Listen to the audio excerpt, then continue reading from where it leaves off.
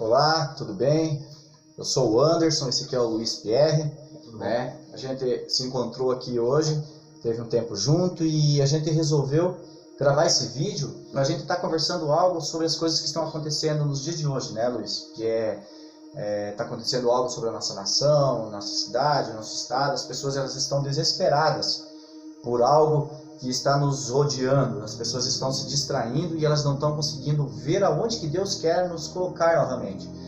E nós entendemos que tudo isso que está acontecendo, né, é consequência de algumas escolhas que nós fazemos, de algo que nós nos posicionamos, né, como igreja, como ministros, dentro da nossa casa, dentro da nossa comunidade, trabalho, com as nossas lideranças, as autoridades, os governantes, né, tanto os militares quanto os federais.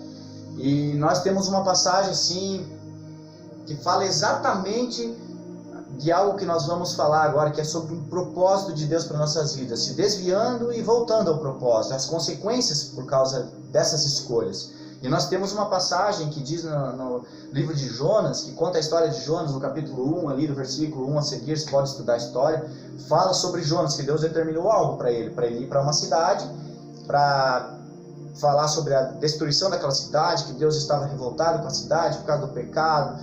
E Jonas era eles eram inimigos mortais daquele povo, dos ninivitas. E Jonas sabia que Deus era tão misericordioso, conhecia tanto Deus, que se ele fosse e o povo se arrependesse, Deus ia poupar aquele povo. Sim. Então Jonas decidiu caminhar o contrário da direção ao propósito que Deus tinha traçado para a vida dele. E quando ele fez isso, ele trouxe consequências para a vida dele e para as pessoas que estavam próximas deles. Então eu entendo que muitas vezes algumas escolhas nossas, Luiz, trazem resultados não só para nós, porque Deus não olha só para nós, Deus olha para uma geração através de nós. Deus olha para gerações. E muitas coisas que nós escolhermos hoje vai ser um resultado lá na frente para outra geração. E Jonas fez isso, Jonas escolheu caminhar ao contrário do propósito de Deus. Então eu entendo que quando Jonas foi ao contrário, Deus trouxe uma tempestade. A história conta que trouxe uma tempestade sobre o mar, e o mar estava à deriva, ia afundar, e eles começaram a lançar sorte, e a sorte caiu sobre Jonas. E eles foram conversar com Jonas, e Jonas estava dormindo no porão do barco. Muitas vezes nós estamos dormindo. E aí o que Deus faz? Deus traz uma tempestade, e Deus traz alguém para nos acordar. Hoje nós estamos vendo, lá naquele tempo foi a tempestade, e os marujos que estavam naquele barco vieram acordar Jonas, e lançaram sorte, e caiu sobre Jonas. Nós vemos que hoje muitas coisas que estão acontecendo sobre essa pandemia, sobre a economia, sobre um monte de coisa que está acontecendo, as pestes, sobre as nações, sobre nós, principalmente sobre o nosso país, eu vejo que é uma correção de Deus para nós, nos acordando, nos tirando desse sono do porão, desse sono profundo que nós estamos agindo com diferença diante do propósito de Deus. E o que acontece? Aquela tempestade lá, ela veio para corrigir Jonas, e muitas vezes a correção de Deus nos traz dor. E muitas vezes nós queremos fugir disso e transferir a culpa muitas vezes para outras pessoas, dizendo que foi por causa dele, fulano e tal, ciclano. E não, muitas vezes é nossas escolhas, nossos posicionamentos. E acabamos sofrendo consequências com isso e fazendo com que as pessoas sofram também. Então Deus às vezes envia uma correção sobre nossas vidas para que nós venhamos a voltar ao propósito. E nosso alvo agora é seguir em frente, encarar a realidade dos fatos, não fugir dos fatos, mas encarar, né, e voltar ao propósito, para que nós cumpramos aquilo que Deus, né, determinou para nossas vidas. E um dos propósitos é a família. Sim. Deus nos trouxe para dentro de casa hoje, novamente, para exercer um sacerdotal sobre a nossa vida, sobre a nossa esposa, nossos filhos, uma coisa que o homem tem deixado de lado, né? Tem usado as redes sociais muitas vezes para se ferir, para apontar o dedo um para o outro.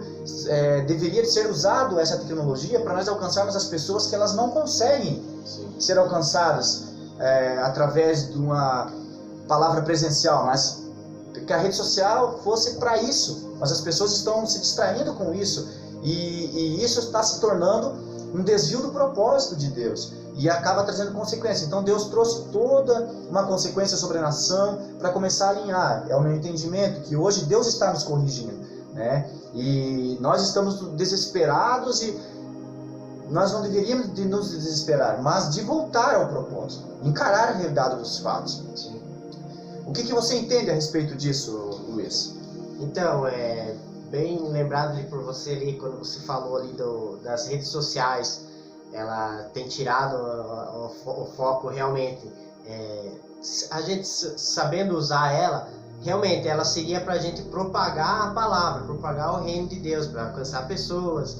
Mas algum período isso aí se desviou. Hoje as pessoas usam para ferir outras, para desabafar. Eu vejo muitas pessoas usando para desabafar. Quando a gente entrou nesse período de pandemia que estamos vivendo hoje aqui na nossa nação, o que acontece? Você já deve ter percebido muitas coisas assim falando de Deus, né, nas redes sociais. Então agora eles voltaram os olhos, né, para onde não deveria ter saído, né? Então isso seja talvez já um ponto onde Deus está querendo, né, que você entenda que é para isso que é para ser usado, para você falar dele, para você propagar a palavra dele, para alcançar pessoas, né, através de bons testemunhos, né, ensinamentos, e não o que estava sendo feito, né? Então essa talvez já seja uma parte assim que Deus quer consertar. Outras coisas a gente pode ver na economia, área política, né? Todas essas áreas aí também, se você for procurar um tempo atrás aí, a gente também já vinha sofrendo. Hoje, para voltar ao caminho reto, a voltar ao propósito, a gente vai sofrer, a gente vai passar por um período de dor e sofrimento, que é o que a gente está enfrentando hoje. Então, acredito eu, a minha vontade é que após isso, tudo se endireite, tudo volte ao propósito, e assim as coisas elas comecem a fluir melhor em todas as áreas, né, na vida de cada um. É necessário passar por isso? É necessário, né? A palavra de Deus ela mostra isso, que é necessário você passar por um caminho de dor e sofrimento para voltar ao propósito, da onde nunca deveria se desviar, né? Mas isso aí é uma coisa assim que você voltando ao propósito, muita coisa vai melhorar, acredito eu, assim. E assumir nossas culpas, né, Luiz? Sim. Assumir nossas culpas, né? Não ficar se ferindo um ou outro, ferindo os ministros, né? Os pastores, os apóstolos, não ferindo as autoridades, tanto as eclesiásticas quanto as autoridades constituídas na terra, né? As militares, federais, os poderes executivos, né? Legislativo. A gente tem o costume de transferir a culpa para outras pessoas, né? Sendo que a culpa é nossa. Nós deveríamos de olhar para nós e nos examinar, né? E nos arrepender. Se nós estamos passando por uma crise no Brasil, a palavra do Senhor diz, né, que se o meu povo, que se chama pelo meu nome, se humilhar e orar e me buscar e se arrepender dos seus maus caminhos, ele diz assim: eu ouvirei dos céus, perdoarei os seus pecados e sararei essa terra. Então a palavra do Senhor diz: se o meu povo, que se chama pelo meu nome, isso se refere a quem? A nós, igreja, a nós, ministros da palavra, adoradores, né? Hoje tem se mudado o foco principal das coisas. As pessoas têm deixado de ser um adorador para ser um artista. As pessoas têm deixado de ser um profeta para ser místico, né? Elas têm deixado algumas coisas, alguns princípios, têm deixado o propósito de Deus de lado. Então Deus ele quer que nós venhamos a retomar novamente esse propósito, né? Olhar para nós, aonde nós erramos, aonde nós falhamos, né? Eu acredito assim que é um novo tempo que nós vamos viver no Brasil, um novo tempo que nós vamos viver aqui em São Bento do Sul, em Santa Catarina, nas nações da terra. As nações elas estão experimentando algo. Eu creio que isso é um preparatório da igreja para algo sobrenatural que Deus vai trazer para o Brasil. Sim. Nós temos uma promessa de um avivamento. Agora, a promessa é uma coisa, herdar a promessa é outra.